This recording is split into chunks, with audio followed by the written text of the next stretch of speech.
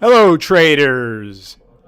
This is General Romulus coming to you live from the Forum in ancient Rome. By the way, ancient Romans had a little bit of a sense of humor too.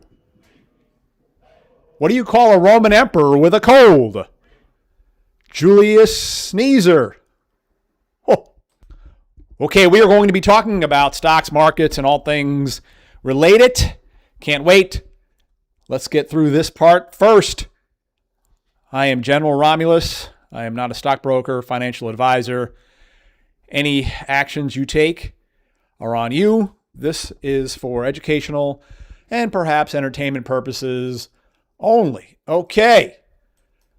By the way, the definition, yes, we're going to do a little bit of ancient Roman school right now.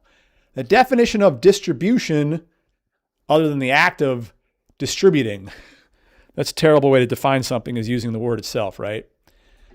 The act or process of apportioning or sending something out. Okay.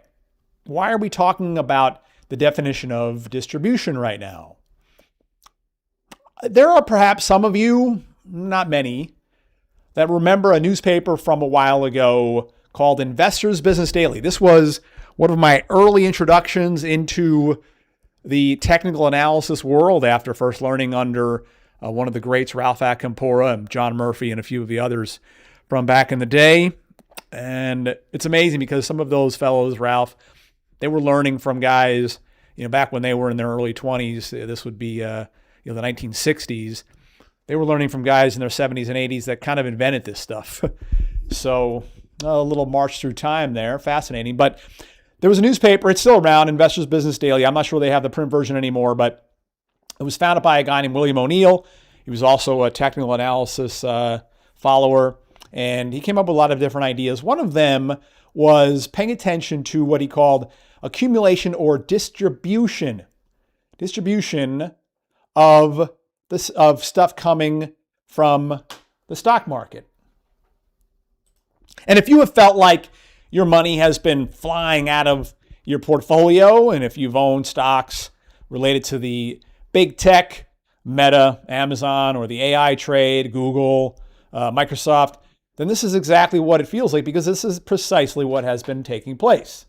Microsoft is just one great example of all of this.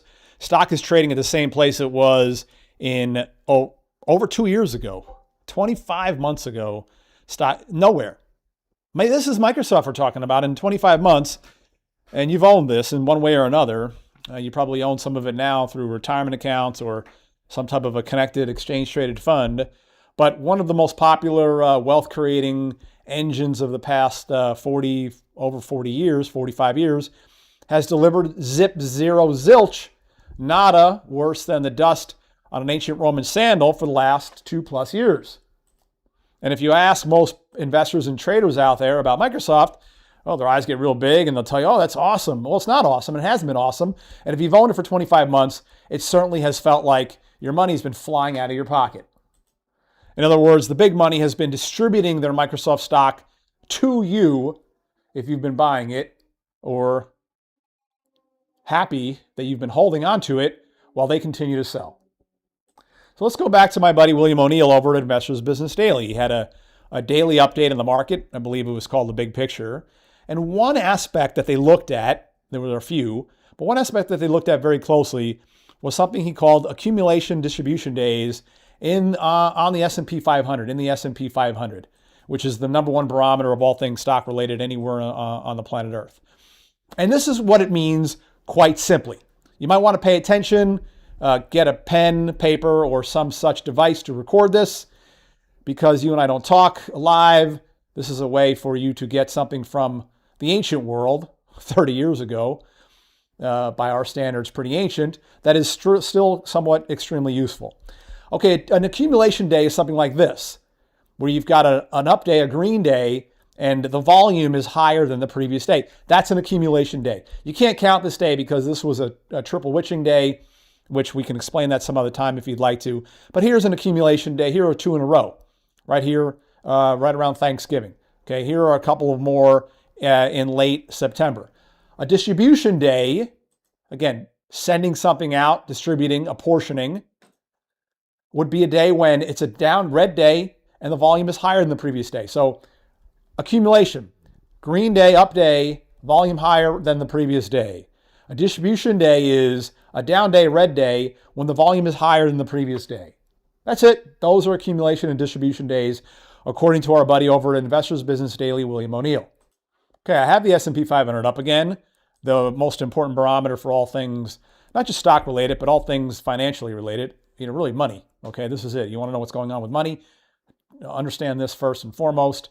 If you don't get anything else, at least you'll be farther along than you were without understanding this quite well.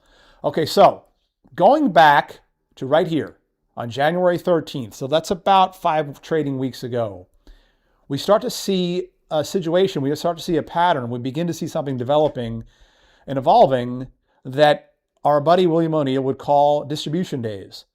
So here's one right here, because it's a down day and the volume is higher than the previous day. And the very next day, the same thing happens. It's another down day, volume eclipse. Then it's an up day, volume goes down. Now you've got 2 distribution days in a row, here and here. This is January 16th and 20th.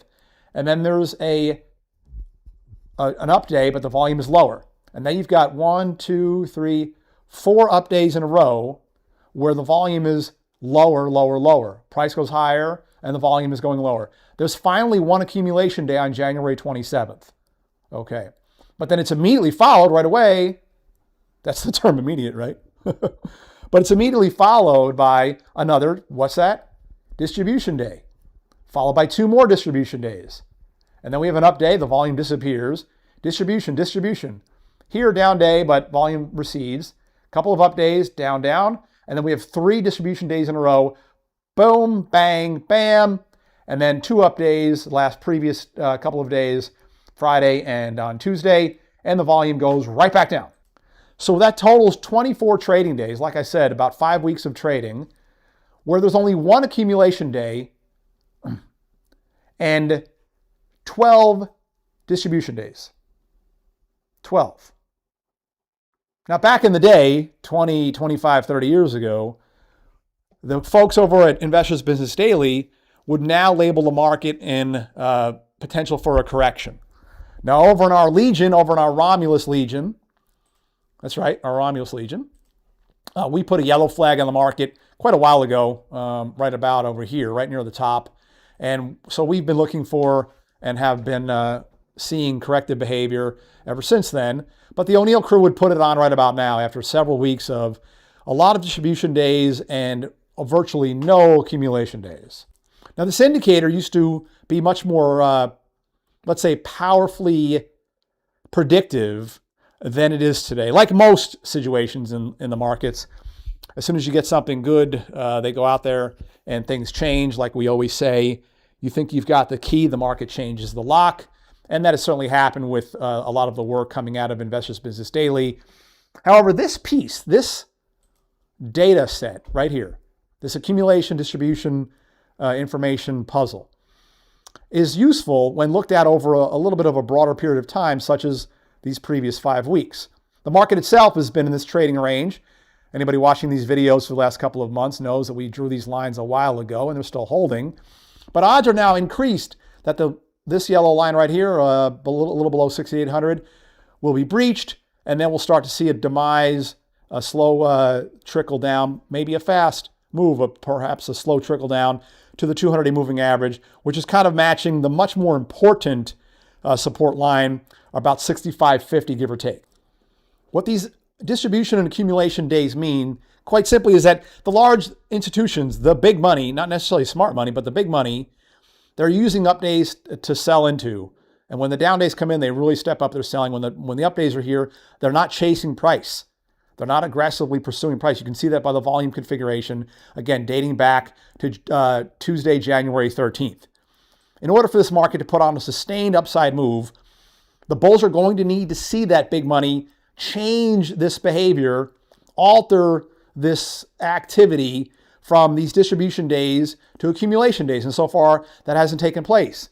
In addition, we're moving into February, March, and April is typically the first or second strongest month of the year, tied with November. However, last April it was terrible, and over the last 10 years, April hasn't been so great more often than not. So we could be in a period of time when the bears just kind of went out at least slightly.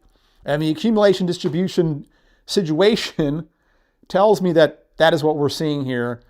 We're about to we're expecting lower prices coming over coming days or weeks. Dramatically, perhaps not, but somewhat lower prices at the very least. And one more little tidbit that could add fuel for the bear fire, or a stick in the eye of the bull, is up until now we've only had one sector, financials, after the AI trade caught up with them last week, trading below the 200-day moving average. All the others are above. However, when you look at some of the stuff that was leading in the last 3 years with the AI trade, communications, technology, and consumer discretionary. See, the consumer discretionary traded below, briefly, the 200-day moving average. That's the first time that happened, really, since the tariff April lows last year. And you've got the other two areas that are quickly approaching. So before February's done, we could have 4 of the 11 sectors trading below their 200-day moving averages if anything that we're talking about comes to even close to evolving into a reality. Okay, this is General Romulus. Thank you so much for hanging out with me. If you want to learn more, you want to communicate directly with me, RomulusTeaches@yahoo.com. Again, that's RomulusTeaches@yahoo.com. Feel free to reach out to me anytime. My goal, as always, is to find consistent returns regardless of market direction. And before I head back to the ancient Roman gladiator pit on my my trusty steed, I'll give you one more. Why don't the ancient Romans like McDonald's? Too much grease. Okay, on my chariot, heading back. See you soon. Legio, aeterna! Aeterna! Victis! Legio, aeterna!